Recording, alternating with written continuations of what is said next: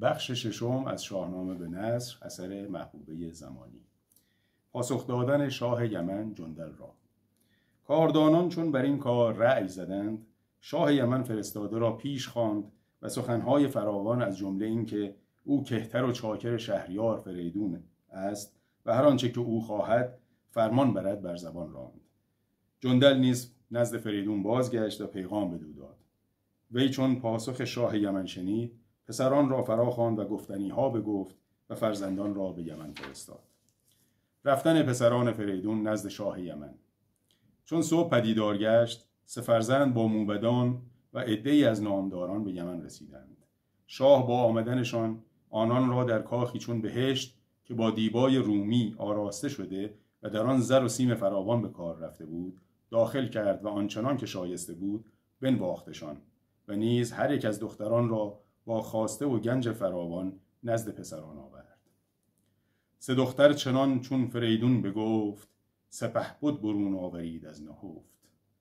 به دیدار هر 3 چو تابند ما، نشایست کردن بدیشان نگاه. آزمودن فریدون پسران خود را. چون فریدون از بازگشتن فرزندان آگاه گشت، برای اینکه دل را از گمانهای بد نسبت به فرزندان پاک گرداند، بنای آزمودن بر ایشان نهاد. زین سبب در راه بازگشتن جوانان بر سر راهشان قرار گرفت و به سان اژدها در میان کوهی تاریک نزدشان پدیدار گشت. خروشان و دمان سوی پسر مهتر آمد، اما فرزند مهتر پشت بنمود و ابراز کرد که خردمند هرگز با اژدها جنگ نخواهد کرد.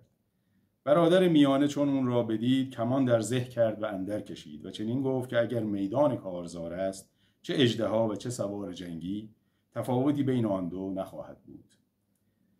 آن بگفت و از معرکه بگریخت. اما پسر کهتر چون اژدها بدید خروشید و تیغ از نیام برکشید و رو بدو گفت که اگر نام فریدون را شنیده است با آنان از این در وارد نشود، چرا که آنها هر 3 فرزندان اویند و بهتر است که بر سر راه آنان قرار نگیرند. نام نهادن فریدون فرزندان و همسرانشان را. فریدون چون هنرهای فرزند بدید ناپدید گشت و به درگاه بازگشت و سپس فرزندان را فرا خواند و بدیشان چنین گفت که اژدها کسی جز پدر نبوده و همه این کارها از برای قیاس هنر فرزندان بوده است. فریدون که تا آن روز نامی بر آنان نگذاشته بود، اینک میتوانست نامی درخور و سزاوار هر کدام برگزیند. پس فرزند مهتر را سلم نام نهاد و میانی را تور و فرزند کهتر را که دلیر و شجاع و هوشیار بود ایرج نام نهاد. سپس به نام پریچهرگان عرب زن سلم را آرزو نام کرد و زن تور را آزاده و زن ایرج پاکخو را سهی نام نهاد. عاقبت مکتوب اخترشناسان بیاورد تا طالع آنها را باز نمایاند. از اختر سلم نشانی جز کمان نبود و برای تور نیز فرخنده اختری نمایان گشت، اما چون اختر ایرج نگاه کرد جز آشوب و جنگ چیزی ندید. شد اندوهگین شاه چون آن بدید، یکی باد سرد از جگر برکشید. به ایرج برآشفته دیدش سپهر، نبود سازگاریش با او به مهر. بخش کردن فریدون جهان را بر پسران. فریدون چون بخت و اقبال ایرج خفته دید، بنای آن نهاد تا جهان را بخش کرده و بر فرزندان قسمت کند. پس روم و خاور را به سلم و ترک و چین را به تور و ایران زمین را به ایرج سپرد. بر این نیز روزگاری دراز بگذشت تا آنکه سلم را در دل بخش کردن پدر پسند نیامد و بر ایرج همی رشک برد و دلش پر ز کین برادر کهتر گشت، چرا که پدر پادشاهی ایران و تخت زرین را نصیب وی کرده بود.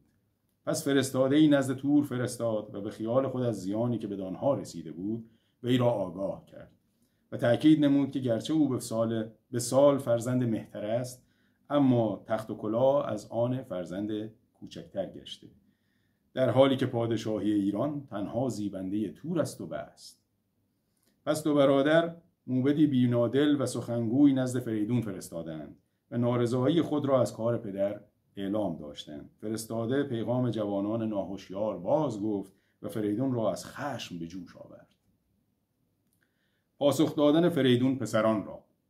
فریدون که آن کار از 2 جوان نابخرد پیش بینی می کرد، فرستاده‌ای همراه با پندهای پدروار گسیل کرد و خود نیز نزد ایرج رفت و وی را از کردار سلم و تور آگاه کرد و تأکید نمود که اگر صلاح داند آماده کارزار شود. اما پور خردمند را نظر بر آن بود که دنیا همانند باد بر آنها می‌گذرد و ارزش غم در دل راه دادن ندارد.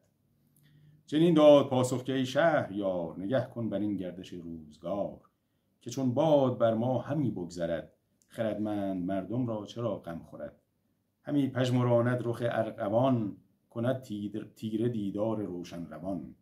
سپس بران شد تا دل کینه‌ور دو برادر را به صلح آورد. شگفتا دو برادر همی رزم جویند، ولی ایرج باهوش و رای همی مهر و پیوند ایشان برگزیند.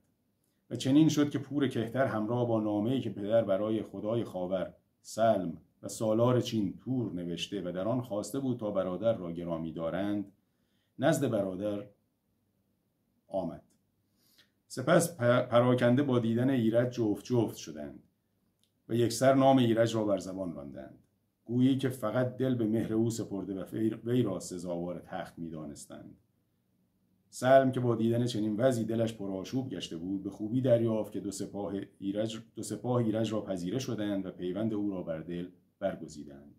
بدین ترتیب اندیشه بر اندیشه ها فزونی گرفت و قصد جان برادر کرد. پایان قسمت 7.